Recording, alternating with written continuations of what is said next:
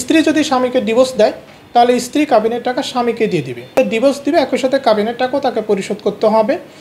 এতে অনেক পুরুষ খুশি হয়েছে। আসলে আমিও খুব অবাক হয়ে গেছি যে আমি এটা দেখলাম যে ডক্টর ইউনূস সাহেব একটা আইন করেছেন যে যে ডিভোর্স দিবে সে কাবিনের টাকা দিবে, অর্থাৎ স্বামী যদি স্ত্রীকে ডিভোর্স দেয় স্বামী হচ্ছে কাবিনের টাকা স্ত্রীকে দিয়ে দিবে, স্ত্রী যদি স্বামীকে ডিভোর্স দেয় তাহলে স্ত্রী কাবিনের টাকা স্বামীকে দিয়ে দিবে, অর্থাৎ যে ডিভোর্স দিবে একই সাথে কাবিনের টাকাও তাকে পরিশোধ করতে হবে।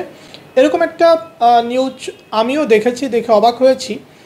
আসলে বাস্তবতা হলো এতে অনেক পুরুষ খুশি হয়েছে এবং পুরুষ ভাবতেছে যে তার স্ত্রীর উদ্দেশ্যে এটাও বলতেছে যে তুমি তো আমাকে 20 লক্ষ টাকা কাবিনে বিয়ে করেছো, এখন তুমি যদি আমাকে ডিভোর্স দিতে চাও তাহলে হচ্ছে 20 লক্ষ টাকা আমাকে দিতে হবে, আমি পাবো, আমি 20 লক্ষ টাকার মালিক হয়ে যাব।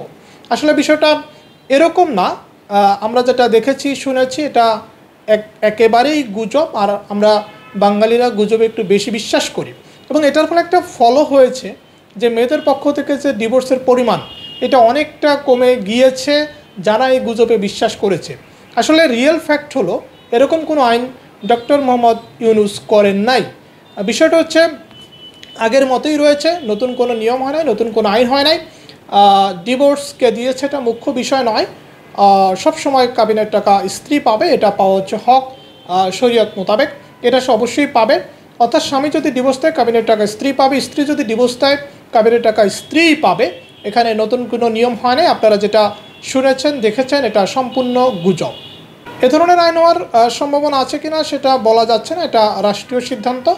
রাষ্ট্র যদি মনে করে যে না এরকম সিদ্ধান্ত দেশের জন্য ভালো হবে বা বৈবাহিক সম্পর্কের দিক থেকে ভালো হবে বা হচ্ছে বিবাহ বিচ্ছেদের পরিমাণটা কমাবে, সব দিক বিবেচনা রাষ্ট্র যদি মনে করে সেটা রাষ্ট্রীয় বিষয়, এ ব্যাপারে আমি কিছু বলতে পারবো না।